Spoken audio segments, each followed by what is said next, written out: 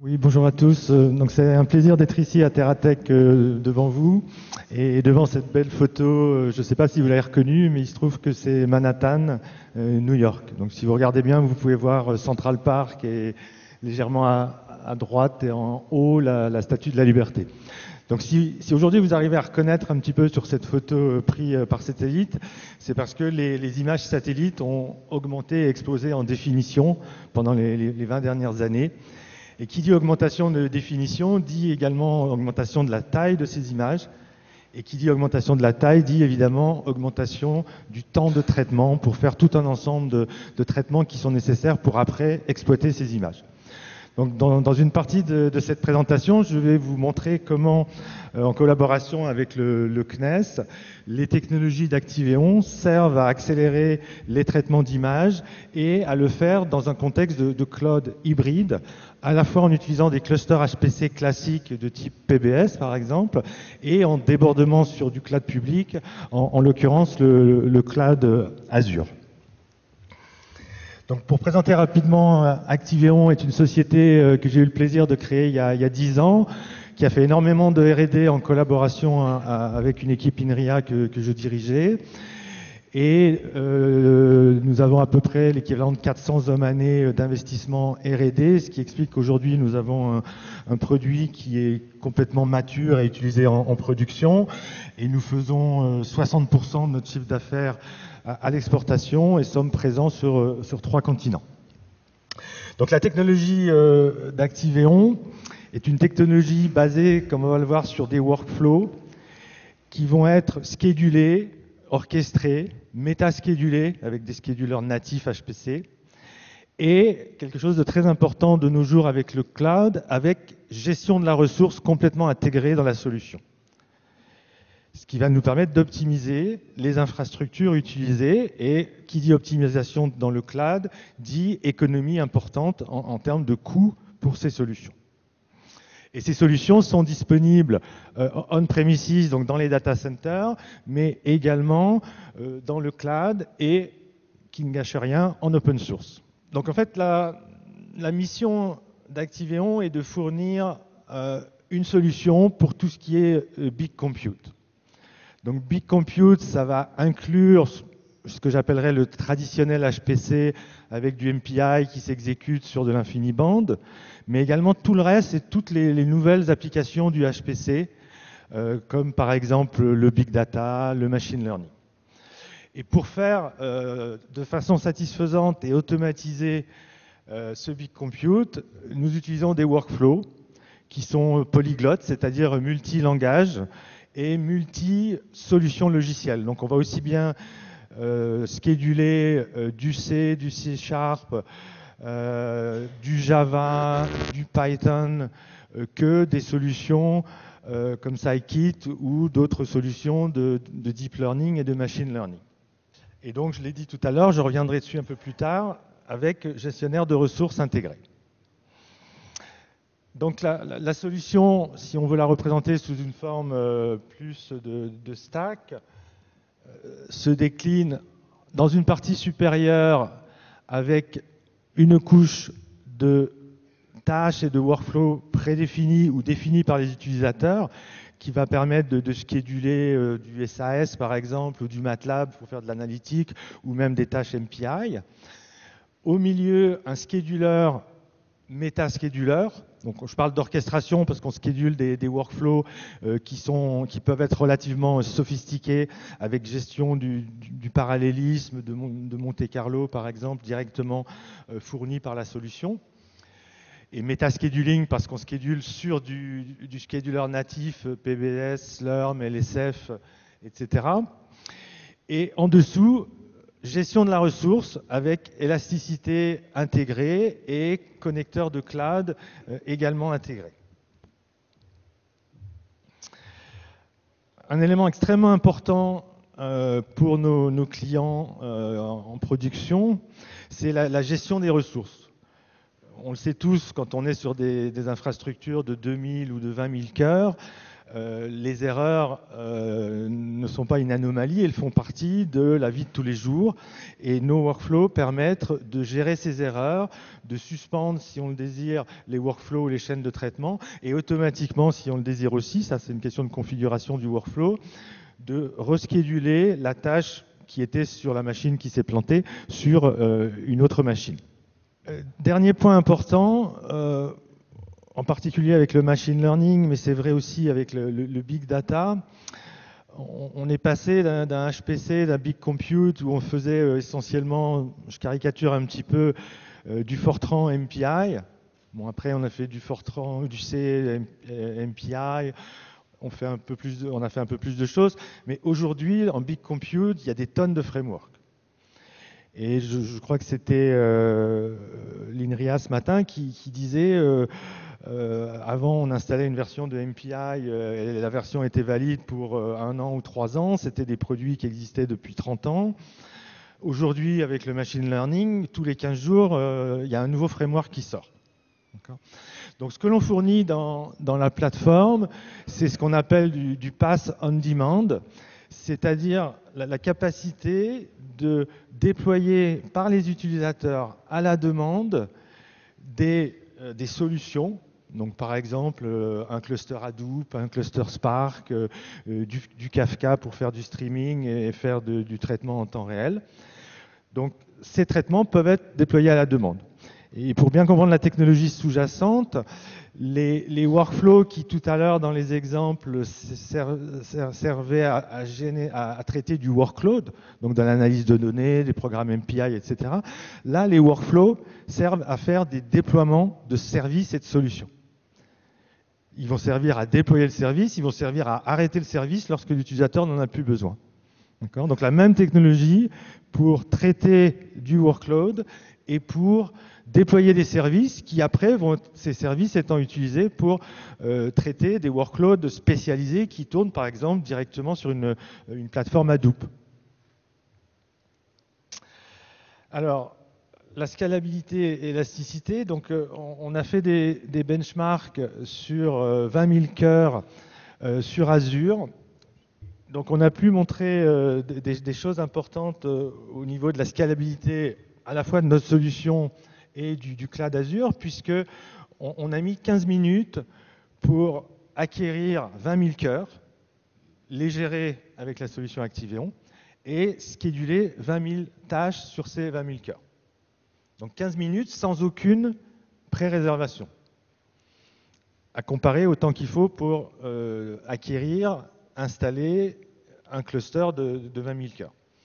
Et on a en percentile montré des très très bonnes pourcentages d'efficacité avec 99% des requêtes de soumission de traitement qui étaient traitées en moins de 90 secondes. Donc une plateforme Activeon très scalable et un cloud ici en l'occurrence Azure tout à fait efficace et répondant aux sollicitations de demande pour des nouveaux nœuds. Donc voici l'interface du gestionnaire de ressources d'Activeon. Donc là, les nœuds sont bleus. On vient d'envoyer une requête à Azure pour lui dire « provisionne-moi 24 000 cœurs Azure ». Donc nous, on envoie la demande. Ça, c'est nous qui l'envoyons en fonction de la charge qui est présente sur le système, par exemple. Et suite à ça, les VM vont se déployer. Donc ça dépend un petit peu du temps que vont mettre les VM à se déployer. Les VM sont déployés, on récupère ce que l'on appelle des nœuds dans la solution Activeon et qui sont à ce stade-là disponibles puisque le scheduler n'a pas encore envoyé de tâches sur ces nœuds. Et ultérieurement, lorsqu'il y a un workload à traiter, on envoie sur les traitements et les cœurs qui sont utilisés passent tous en orange pour indiquer que des tâches sont en cours d'exécution. Donc on fait réellement du capacity control sur les nœuds, c'est-à-dire si on a un programme OpenMP que l'on sait s'exécuter correctement sur 16 cœurs ou 32 cœurs, on va demander une machine unique qui a 32 cœurs et on va prendre 32 points simultanément, c'est-à-dire pour avoir 32 virtual cœurs au même moment pour faire exécuter le programme OpenMP de façon optimale. Et on va pouvoir déclencher l'acquisition de ressources supplémentaires, comme on va le voir maintenant, de façon dynamique. Donc ici, on est dans une configuration où on utilise à 100% les ressources. On a configuré de façon, si c'est nécessaire, à passer de 50 cœurs à 100 cœurs, et automatiquement, le Resource Manager va déclencher l'acquisition de nouvelles VM. Ici, on voit le nombre de corps en cours d'utilisation qui, au fur et à mesure que les VM arrivent, augmente. Donc on passe pour, en l'occurrence ici, une dizaine de minutes au double de la capacité. Et lorsque le traitement est terminé, on n'a plus besoin des nœuds, donc ça ne sert à rien de continuer de payer pour les nœuds, on les rend automatiquement. Donc évidemment, dans les calculs de ROI et de coûts, il faut intégrer le fait que vous allez payer les ressources que lorsque vous en aurez besoin, si vous faites un calcul d'analyse par rapport à une solution on-premises. Et un autre élément important, c'est la diversité des machines qui sont disponibles dans les clouds, AWS, Azure et GCP en particulier. Je crois qu'AWS a déjà mis en libre service des FPGA. Azure s'apprête à le faire. Il y a les GPU également qui sont disponibles. Ça permet aussi évidemment de provisionner automatiquement avec le Resource Manager d'Activeon en fonction du workload qui arrive. Si on sait que c'est un workload qui a besoin de FPGA, eh bien, le Resource Manager va s'en rendre compte et provisionner automatiquement des FGPA. Alors, je vais vous présenter un certain nombre de cas clients Activeon dans la finance, dans l'IoT, dans le gouvernement et aussi dans le manufacturing si j'ai le temps. Donc là, c'est un cas avec le CNES dans le cadre du projet PEPS. Donc PEPS, c'est plateforme d'exploitation des produits Sentinelle. Ce sont des satellites, des constellations qui sont lancées depuis 20 ans. Et pour ces images, on parlait tout à l'heure de l'augmentation de la taille des images. En 20 ans, ils ont accumulé 1 pétabyte. Et pendant les 2 dernières années, 7 pétabytes. Donc on voit effectivement cette explosion. Aujourd'hui, ils en sont à 10 terabytes par jour. Et l'objectif du CNES est de rendre ces images beaucoup plus facilement accessibles et d'utiliser en même temps son cluster PBS classique et du débordement sur Azure. Alors quand on dit rendre ces images accessibles, il faut comprendre que les rendre accessibles, c'est rendre des traitements accessibles sur ces images. Donc des orthotraitements qui vont décaler l'image par rapport à la courbure de la Terre, etc., de façon à faire des services au-dessus de ces images. Donc il s'agit vraiment de fournir une plateforme de services où il y a à la fois la donnée et les API pour lancer des traitements sur la donnée. Et c'est avec nos solutions qu'ils ont réussi à le faire. Donc là, l'architecture de la solution est d'utiliser le scheduler d'Activeon, donc qui s'appelle Proactive, qui va scheduler sur PBS, sur le gros cluster historique du CNES à Toulouse, des applicatifs dans des containers Docker et qui va faire la même chose sur le cloud, en l'occurrence Azure. Pardon.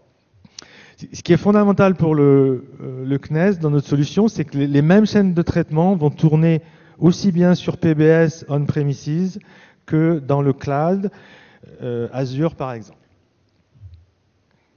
Et voilà le type d'image que les traitements fournissent. Donc ça, c'est une prévision des récoltes de riz grâce à des photos satellites qui sont prises en Thaïlande sur la baie de Tai Binh. Un autre cas dans la finance, donc Legal & General, c'est en Angleterre, et c'est une multinationale qui gère des portefeuilles d'assurance et de retraite ou de pension. Et ils sont soumis aux régulations européennes de calcul de risque sur les portefeuilles. Et ils utilisaient auparavant une solution sur une infrastructure on-premises avec Data Synapse, type code Data Synapse, et avec un scheduler d'IBM spécialisé finance qui s'appelle AlgoBatch. Et donc ils ont décidé de complètement supprimer leurs deux schedulers et de le remplacer par le scheduler d'Activeon. Et en faisant ça, ils sont passés d'une exécution qui mettait 18 heures à la disponibilité des résultats hautement prioritaires pour les exécutifs de la société en 2 heures. Donc un facteur énorme en termes d'accélération des traitements. Les résultats finaux seront, eux, obtenus en 5 heures. Et surtout, on est capable de gérer extrêmement finement les priorités des tâches, de gérer aussi de la coallocation entre les tâches, avec des tâches qui sont CPU intensives, d'autres tâches qui sont memory intensives. Alors, je vais vous présenter maintenant un cas en IoT. Donc là, ce que vous voyez, c'est des machines de prospection minière qui sont construites par Komatsu Joy Global. Donc c'est des machines qui fonctionnent soit à ciel ouvert, soit en mine souterraine.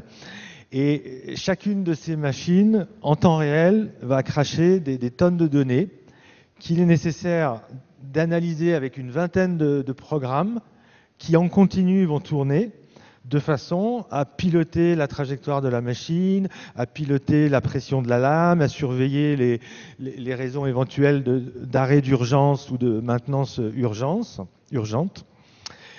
Et donc, ils ont pris notre solution pour orchestrer tous ces traitements en temps réel, et on orchestre par exemple de l'analytique SAS, MATLAB, du Python, du Spark, et la solution est capable de s'exécuter. Auparavant, elle s'exécutait sur Amazon, et grâce à nous, ils étaient en mesure de passer indifféremment sur Azure. Donc liberté de choix du prestataire. Et ce qui est important dans ce use case, c'est qu'on gère le workload lié à l'analyse de données en temps réel, mais on gère aussi le cycle de vie des machines physiques elles-mêmes. C'est-à-dire que c'est une nouvelle machine qui arrive, il y a tout un ensemble de choses à faire sur les configurations des traitements, de façon à rajouter des tâches, à rajouter des traitements automatiques. Si une machine tombe en panne, il faut également gérer le cycle de vie. Si une machine est mise à la retraite, c'est évidemment la même chose. Pour finir, un cas dans le gouvernement, alors je le regrette, mais c'est le gouvernement anglais, qui nous utilise en production pour deux très grosses applications. La première application, c'est de façon à livrer de façon sécurisée les visas pour le monde entier pour rentrer en Angleterre. Et la deuxième application, c'est encore plus sensible, c'est la réduction de la criminalité en Angleterre. Donc ils intègrent, je crois que c'est 25 sources de données différentes que l'on peut très bien imaginer qui viennent de droite et de gauche, et ils font tourner sur la plateforme avec notre solution tout un ensemble d'analytics qui vont faire de la mise à jour des données, du stockage en data lake, des analyses spécifiques ponctuellement. Donc par exemple, quand il y a un avion qui décolle à Amsterdam, ils ont 40 minutes pour décider s'il y a des passagers qu'il faut interpeller à la douane lorsque l'avion va atterrir. Et donc ça donne lieu à des traitements. Ils font aussi du prédictif. Si, par exemple, il y a une alarme qui dit qu'il va peut-être y avoir un attentat demain matin à 10h à Warning Street. Et donc pour faire ça, ils nous utilisent en backbone scheduler de façon à gérer tout un ensemble d'analytiques. Ce qu'il faut voir, c'est que dans ces analytiques, certains sont monothreadés, d'autres sont distribués, certains sont complètement monolithiques, d'autres sont des bases de données sur lesquelles il va falloir faire du capacity control.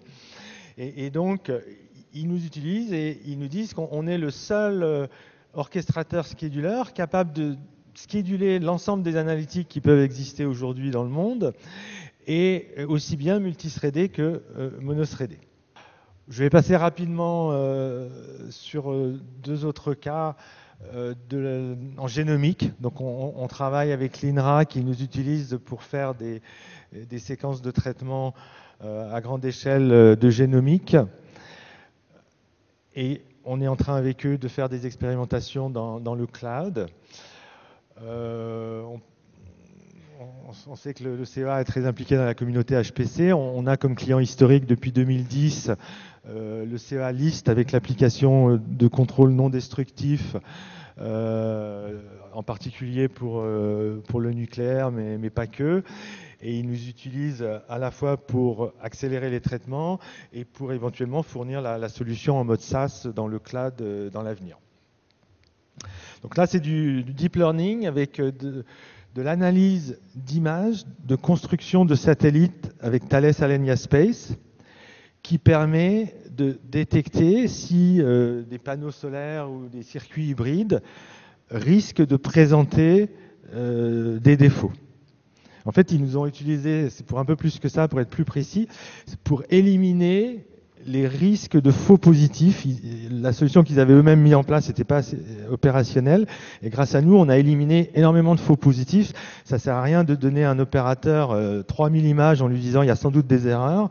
Le but, c'était de lui en donner 3 et que l'opérateur vérifie effectivement qu'il n'y avait pas d'erreur. Donc je vais conclure dans les temps. Donc, un des éléments importants des bénéfices de notre solution pour le client, c'est d'avoir les mêmes chaînes de traitement qui fonctionnent aussi bien on-premises que dans le cloud.